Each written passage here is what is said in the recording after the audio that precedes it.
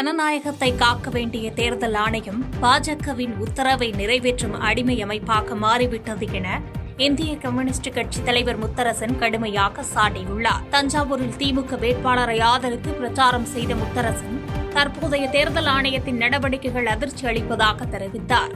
அரசியலமைப்பு சட்டத்தின்படி தன்னாட்சி அதிகாரத்துடன் செயல்பட வேண்டிய ஆணையம் பாஜக மற்றும் RSS அமைப்பின் கைப்பாவையாக மாறிவிட்டது என சாடினார். மேலும் பிரதமர் மோடி மற்றும் அமித்ஷாவின் கட்டளைகளுக்கு பணிந்து நடப்பது நாட்டிற்கே இழைக்கப்படும் அநீதி என்று விமர்சித்த அவர், எடப்பாடி பழனிசாமி தோல்வி பயத்தில் தரம் கட்டு பேசுவதாகவும் அவர் பாஜகவின் வலையில் சிக்கியுள்ளதாகவும் கடுமையாக சாடினார். மேலும் திமுக கூட்டணி தனி பெரும்பான்மையுடன் மீண்டும் ஆட்சி அமைக்கும் என்று உறுதிபட முத்தரசன் தெரிவித்தார்.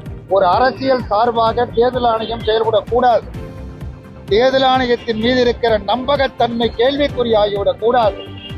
ஆனால் இன்றைக்கு நம்முடைய தேர்தல் ஆணையத்தினுடைய செயல்பாடு என்பது நம்பகத்தன்மையை கேள்விக்குறியாக்கிவிட்டது. சுதந்திரமாக செயல்படாமல், சுயேட்சையாக செயல்படாமல், மோடியின் உத்தரவை ஏற்று செயல்படக்கூடிய, அமித்ஷாவின் உத்தரவை ஏற்று செயல்படுத்தக்கூடிய ஒரு அடிமை அமைப்பாக மாறியிருப்பது ஜனநாயகத்திற்கு இழைக்கப்பட்டிருக்கிற மிகப்பெரிய அநீதியாகும். தமிழ்நாடு அரசினுடைய தலைமைச் செயலாளர் எந்தவித காரணமும் இல்லாமல் திடீரென மாற்றப்பட்டிருக்கிறார்.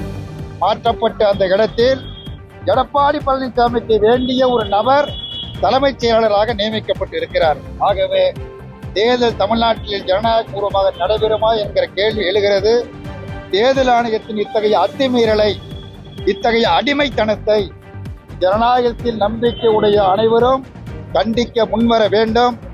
தேர்தல் ஆணையம் தனது நிலைப்பாட்டை மாற்றிக்கொள்ள வேண்டும் என்று இந்திய கம்யூனிஸ்ட் கட்சியின் சார்பாக மிக கடுமையாக எச்சரிக்கை கடமைப்பட்டிருக்கின்றன. பெண்களுக்கும் குழந்தைகளுக்கும் பாதுகாப்பற்ற சூழலை உருவாக்கியுள்ள திமுகவை வீழ்த்தி அதிமுக கூட்டணிக்கு வாக்களியுங்கள் என சோளிங்கரில் அன்புமணி ராமதாஸ் தேர்தல் பிரச்சாரம் மேற்கொண்டார். ராணிப்பேட்டை மாவட்டம் சோளிங்கர் பாமக வேட்பாளரை ஆதரித்து பேசிய அன்புமணி ராமதாஸ் திமுக அரசு தேர்தல் வாக்குறுதிகளை நிறைவேற்ற தவறிவிட்டதாக குற்றம் சாட்டினார். குறிப்பாக மது ஒழிப்பு மற்றும் கஞ்சா ஒழிப்பில் அரசு தோல்வியடைந்து விட்டதாக குறிப்பிட்ட அவர், பள்ளிகளுக்கு ஆசிரியர்களை நியமிப்பதை விட டாஸ்மாக் கடைகளுக்கு பணியாளர்களை நியமிப்பதிலேயே அரசு தீவிரம் காட்டுவதாக சாடினார்.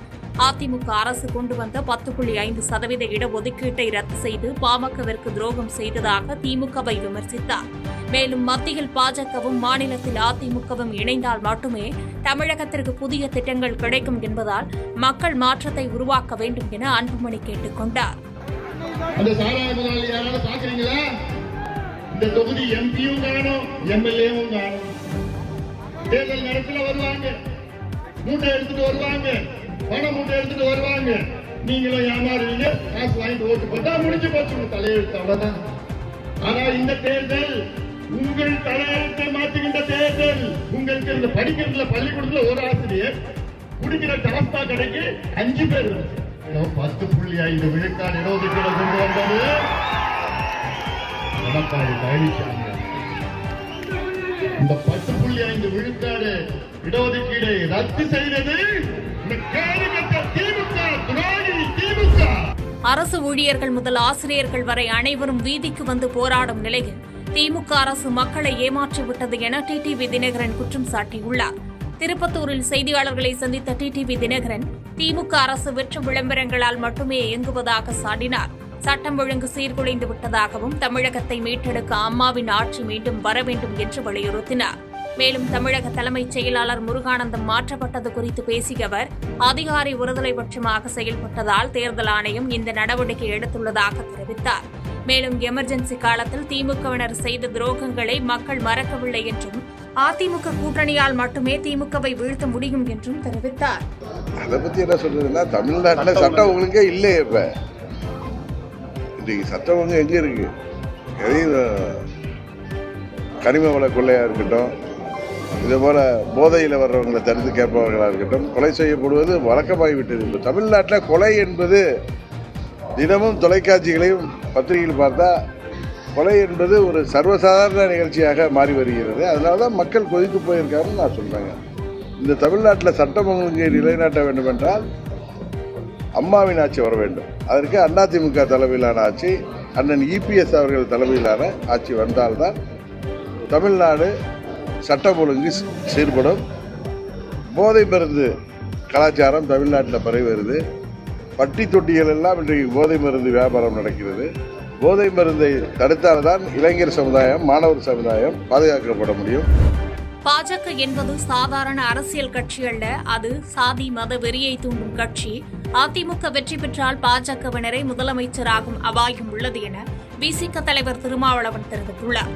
தேனி மாவட்டம் பெரியகுளம் தொகுதியில் போட்டியிடும் விசிக வேட்பாளரை ஆதரித்து பேசிய திருமாவளவன், அதிமுக தற்போது பாஜகவை தோளில் சுமந்து வருவதாக கடுமையாக விமர்சித்தார். தமிழகத்தின் பண்பாட்டையும் தமிழர்களையும் மதிக்காத பாஜகவின் அரசியலை அதிமுக தமிழகத்திற்குள் கொண்டுவர துடிப்பதாக சாடினார்.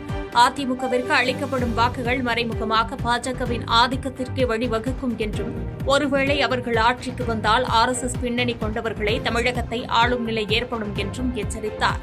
வெறுப்பு அரசியலை முறியடிக்க திமுக கூட்டணி 200க்கும் மேற்பட்ட இடங்களில் வெற்றி பெற வேண்டும் என்று வேண்டுகோள் விடுத்தார். நம்மை எதிர்த்து நிற்கிறவர்கள் யார் என்று பார்க்க வேண்டும். அதிமுக மட்டும் தனித்து நிற்கவில்லை. அதிமுக யாரை தோளிலே தூக்கி சுமந்து வருகிறது என்றால் பிஜேபி.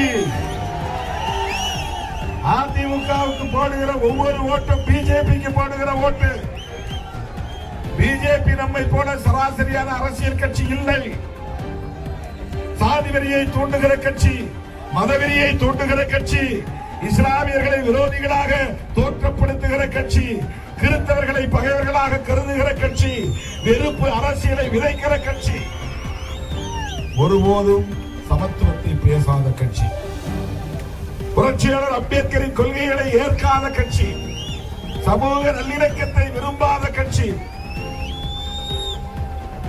தமிழையும் தமிழர்களையும் மதிக்காத கட்சி. அந்த கட்சியை தோளில் தூக்கி சுமந்து வருபவர் எடப்பாடி பழனிசாமி அவர்கள். எந்த வளர்ச்சியும் இல்லாத NDA கூட்டணிக்கு தமிழக மக்கள் தகுந்த பாடம் புகட்டுவார்கள். எத்தனை அதிகாரிகளை மாற்றினாலும் திமுகவின் வெற்றியை தடுக்க முடியாது என முதலமைச்சர் மு க ஸ்டாலின் தெரிவித்துள்ளார். விழுப்புரத்தில் நடைபெற்ற தேர்தல் பொதுக்கூட்டத்தில் பேசிய முதலமைச்சர் மு க ஸ்டாலின், எடப்பாடி பழனிசாமியின் தனிநபர் விமர்சனங்களுக்கு கடுமையான பதிலடி கொடுத்தார். கொரோனா காலத்திலேயே போயிருப்பார் என தரம் தாழ்ந்து பேசிய எடப்பாடி பழனிசாமிக்கு தான் 23 வயதிலேயே மிசா சிறையில் சித்திரவதைகளை அனுபவித்தவன் என்றும், மரணத்தைக் கண்டு அஞ்சுபவன் நான் அல்ல என்றும் பதிலளித்தார். மேலும் தேர்தல் ஆணையம் பாஜகவின் கிளை கழகம் போன்று செயல்பட்டு அதிகாரிகளை தொடர்ந்து மாற்றி வருவதாக சாடிய முதலமைச்சர் ஸ்டாலின், இது ஜனநாயகத்திற்கு பேராபத்து என்றார். டபுள் என்ஜின் என்பது உண்மையில் டப்பா என்ஜின் என்றும், மக்கள் ஆதரவுடன் திராவிட மாடல் 2.0 ஆட்சி அமையும் என்றும் முதலமைச்சர் ஸ்டாலின் உறுதிபட தெரிவித்தார். திமுக ஆட்சியில கொரோனா வந்துச்சா? வந்திருந்தா கொரோனாவில் இவரே போயிருப்பாரு. என்ன திமுக ஆட்சியில் வந்து தான் போயிருப்பலாம். இன்னைக்கு பழனிசாமி பேசியிருக்கார். பழனிசாமி அவர்களை, என் மரணத்தை பற்றி பேசுறீங்கள, மரணத்தை பார்த்து கலங்கக்கூடியவன பயப்படுகிறவன் நான் அல்ல. இந்த முத்துவேலு கருணாநிதி ஸ்டாலின் நான் 1971 நீங்க அரசியலுக்கு வர்றதுக்கு முன்னாடியே 23 வயசுல மிசாவில கைது செய்யப்பட்டு சிறை கொடுமைக்கு ஆளானவன் நான். ஓராண்டு கால நெஞ்சிரத்தோடு சிறையில் இருந்தவன் நான். பொது வாழ்க்கை எல்லாத்தையும் எதிர்கொண்டுதான் ஆகணும்னு எனக்கு சிறைக்கு அனுப்பி வைத்தவர் என்னுடைய ஆறுயிர் தலைவர், என்னுடைய தலைவர், என் தந்தை கலைஞர் அவர்கள். கொடுஞ்சரின் கொடுமைக்கே பயப்படாத நான் இந்த கொரோனாவுக்கு பயப்பட போறேன். புதுச்சேரி, கேரளா மற்றும் அசாம் ஆகிய மாநிலங்களில் இன்று சட்டமன்ற தேர்தலுக்கான வாக்குப்பதிவு தொடங்கி விறுவிறுப்பாக நடைபெற்று வருகிறது. அண்டை மாநிலமான கேரளா, யூனியன் பிரதேசமான புதுச்சேரி மற்றும் அசாம் ஆகிய 3 மாநிலங்களிலும் இன்று ஒரே கட்டமாக சட்டமன்ற தேர்தல் வாக்குப்பதிவு காலை 7 மணிக்கு தொடங்கி நடைபெற்று வருகிறது. சுமார் 5.3 கோடி வாக்காளர்கள் வாக்களிக்க தகுதி பெற்றுள்ள நிலையில் மாலை 6 மணி வரை மக்கள் தங்கள் ஜனநாயக கடமையை ஆற்றலாம் என்று அறிவுறுத்தப்பட்டுள்ளது.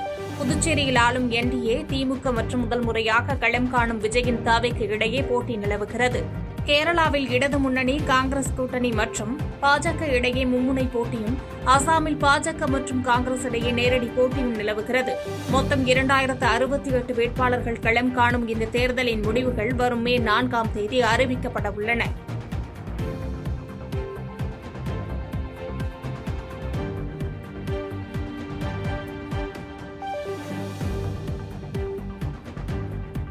செய்திகளை உடனுக்குடன் தெரிந்து கொள்ள கீழ்க்கண்ட கேபிள் மற்றும் டிடிஎச் நெட்வொர்க்குகளில் எம்நாடு செய்தி தொலைக்காட்சியை காணுங்கள். பாதகம் செய்பவரை கண்டால் நாம் பயம் கொள்ளலாகாது பாப்பா. மோதி மிதித்துவிடு பாப்பா, அவர் முகத்தில் உமிழ்ந்து விடு பாப்பா.